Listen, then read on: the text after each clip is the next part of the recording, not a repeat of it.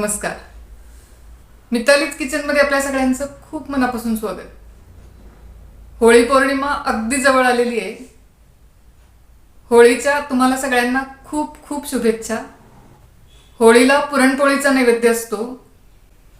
पुरणपोळी करताना नेहमी आपण थोडा तरी मैद्याचा वापर करतो, पण आज मी अजिबात मैद्याचा वापर न करता फक्त कणकेच्या म्हणजेच गव्हाच्या पिठाच्या पुरणपोळ्या करणार आहे. याही पुरणपोळ्या अगदी मऊ आणि लुसलुशीत होतात. चला बघूया. पुरणपोळीसाठी हरभरा डाळ 2 वाट्या, या डब्यात 1 वाटी डाळ आणि यात 1 वाटी, अशी वेगवेगळ्या डब्यांमध्ये डाळ का बरं घेतली ते सांगते.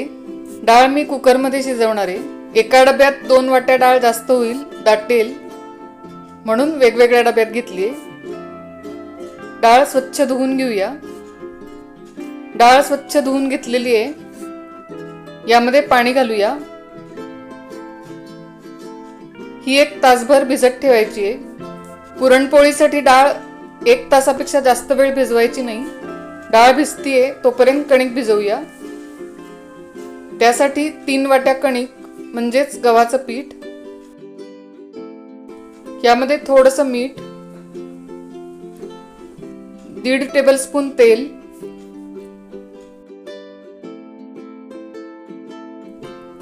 व्यवस्थित मिक्स करून घेऊया. ही कणिक बघा अगदी बारीक दळलेली आहे. पुरणपोळीसाठी अशीच कणिक घ्यायची. तुमच्याकडे थोडी जाडसर कणिक असेल तर चाळून घ्या. पीठ भिजवून घेऊया. पुरणपोळीसाठी कणिक भिजवताना आपण चपातीला पीठ भिजवतो ना, त्यापेक्षा थोडी सैलसर भिजवायची. कणिक भिजवून झालेली आहे. ही बघा अशी सैलसर ठेवायची. थोडं तेल लावून मळून घेऊया.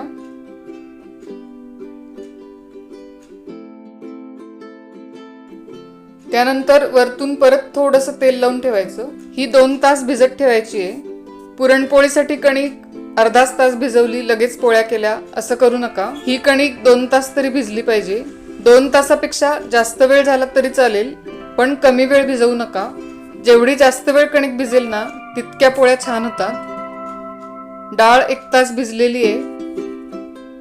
यातच अजून थोडंसं पाणी घालूया. डाळ कुकरला शिजवणार आहे, त्यामुळे जास्त पाणी घालायचं नाही. 1 वाटी डाळीला 3 वाट्या पाणी पुरे होतं, किंवा मग असा हातानेच अंदाज घ्यायचा.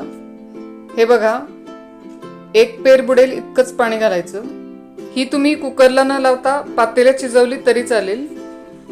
पातेल्यात शिजवणार असाल तर पाणी थोडं जास्त घाला. 4-5 शिट्ट्यांमध्ये डाळ शिजते. डाळ छान शिजलेली आहे. डाळ शिजल्यानंतर हे बघा अशी चेक करून घ्यायची. डाळ बोटाने अशी सहज प्रेस झाली पाहिजे.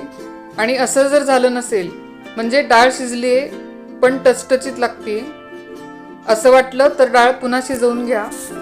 कारण डाळ जर व्यवस्थित शिजली नाही तर पुरण शिजवताना डाळ आकसते, त्यामुळे पुरण नीट होत नाही आणि वाटताना पटकन डाळ वाटली जात नाही. त्यामुळे डाळ व्यवस्थित शिजणं खूप महत्त्वाचं आहे. डाळ चाळणीवर निथळून घेऊया. चाळणी छोटी आहे, त्यामुळे आधी एका डब्यातली डाळ निथळून घेणार आहे. या डाळीतलं पाणी निथळून झालेलं आहे. आता दुसऱ्या डब्यातली डाळ निथळून घेऊया. डाळ चाळणीवर घातल्यानंतर 5-10 मिनिटं अशीच ठेवायची, म्हणजे त्यातलं पाणी ज्याला आपण कट म्हणतो तो पूर्ण निघून येतो. डाळीतलं पाणी निघालेलं आहे, पण हे बघा डाळ पूर्ण कोरडी नाहीये, थोडी ओलसर आहे. अशी थोडी ओलसरच डाळ ठेवायची. आपल्याला पोळीसाठी अशीच डाळ हवी आहे. हा कटही छान निघालेला आहे.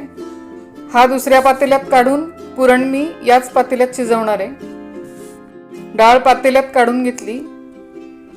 यात 2 वाट्या गूळ घालायचा. डाळ 2 वाट्या घेतली होती, त्यामुळे गूळ 2 वाट्याच घ्यायचा आहे.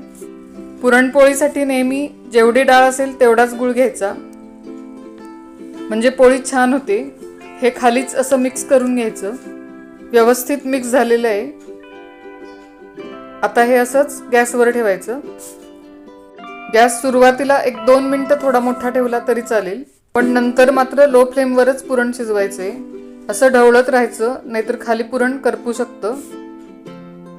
हे बघा, डाळ आणि गूळ छान मिक्स झालंय. शिजायला ठेवल्यानंतर पुरण सुरुवातीला असं पातळ होतं.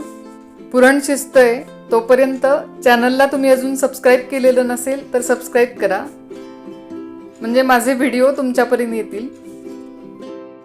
पुरण शिजवून होत आलंय, पण अजून झालेलं नाहीये. पुरण झालंय की नाही हे कसं ओळखायचं? हे बघा, यात उचटणं ठेवलं की लगेच पडतंय, म्हणजे पुरण अजून तयार व्हायचंय. पण आता 1-2 मिनिटातच पुरण तयार होईल. हे बघा, तळ दिसायला लागलाय आणि पुरण असं एकत्र आलंय आणि उचटणं यात राहतंय, म्हणजे पुरण परफेक्ट तयार झालेलं आहे. गॅस बंद करूया. हे बघा, अजूनही उचटणं असंच राहिलंय. आता यामध्ये वेलची पावडर 1 चमचा आणि थोडं जायफळ किसून घालतीये.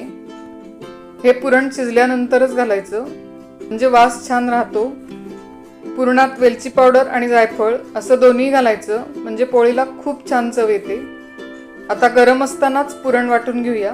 पुरण मी चाळणीवरच बारीक करणार आहे. तुम्ही पुरण यंत्रातही बारीक करू शकता. व्हिडिओ खूप मोठा आहे, त्यामुळे पुरण वाटतानाचा व्हिडिओ केलेला नाही. पुरण वाटून झालेलं आहे.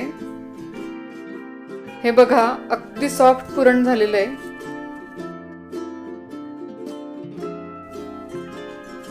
कणिकही छान भिजलेली आहे. ही आता थोडं पाणी थोडं तेल असं लावून 5 मिनिटं चांगली तिंबून घ्यायची.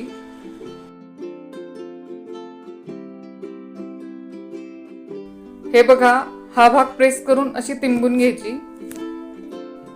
अगदी थोडंसं पाणी घालते.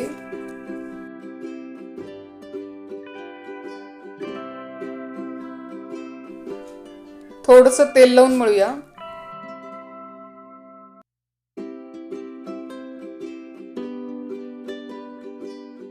कणिक मळून झाली की थोडी अशी आपटून घ्यायची, म्हणजे अगदी हलकी होते आणि पोळी छान होते. हे बघा, अशी एकदम सॉफ्ट करून घ्यायची. हा लोखंडी तवा आहे, त्यामुळे सुरुवातीला थोडं तेल लावून घेऊया, म्हणजे पोळी तव्याला चिकटणार नाही. पोळीला लावण्यासाठी मी हे तांदूळाचं पीठ वापरते. तांदूळाचं पीठ लावल्यामुळे पोळी पटपट लाटली जाते. हे बाजूला ठेवूया. हाताला थोडंसं तेल लावून घ्यायचं. कणकेचा छोटा गोळा घ्यायचा. याची पारी करून घ्यायची.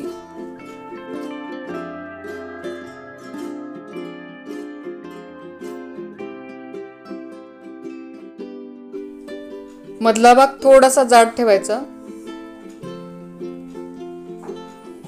आणि कणकेपेक्षा जास्त पुरणाचा गोळा घ्यायचा.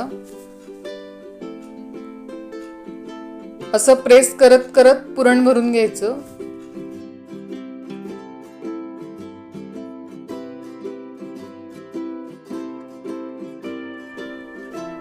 व्यवस्थित बंद करायचं आणि थोडंसं जास्त वाटलं तर पीठ काढून घ्यायचं. परत असं बंद करून प्रेस करायचं, म्हणजे पोळी फुटत नाही.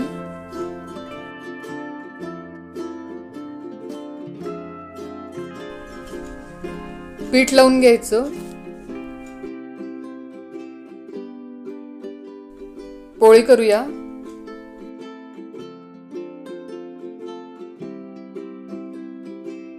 अगदी हलक्या हाताने पोळी लाटायची.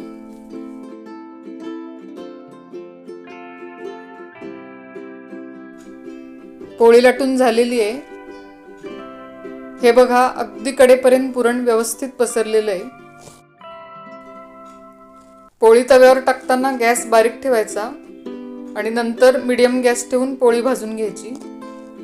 भाजताना पोळी एकसारखी उलटायची नाही. एका बाजूने भाजून झाली की मगच उलटायची. आता दुसऱ्या बाजूनेही भाजून घेऊया.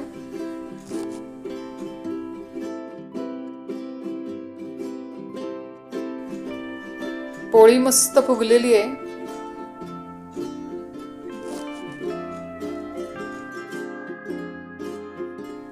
फुगल्यानंतर पोळी अशी हलक्या हाताने प्रेस करायची आणि थोडी फिरवून घ्यायची, म्हणजे सगळीकडून व्यवस्थित भाजली जाते। पोळी भाजून झालेली आहे, काढून घेऊया। 2 वाट्या डाळीच्या 12-13 पोळ्या होतात। मस्त गरमागरम खमंग पोळी, कटाची आमटी, त्यावर तूप, मस्त।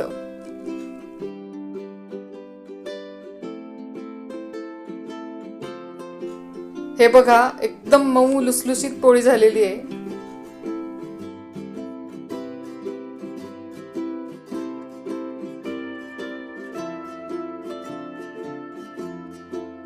अगदी सहज तुटतीये। पुन्हा भेटूया अशाच छान छान रेसिपींसह। तोपर्यंत नमस्कार।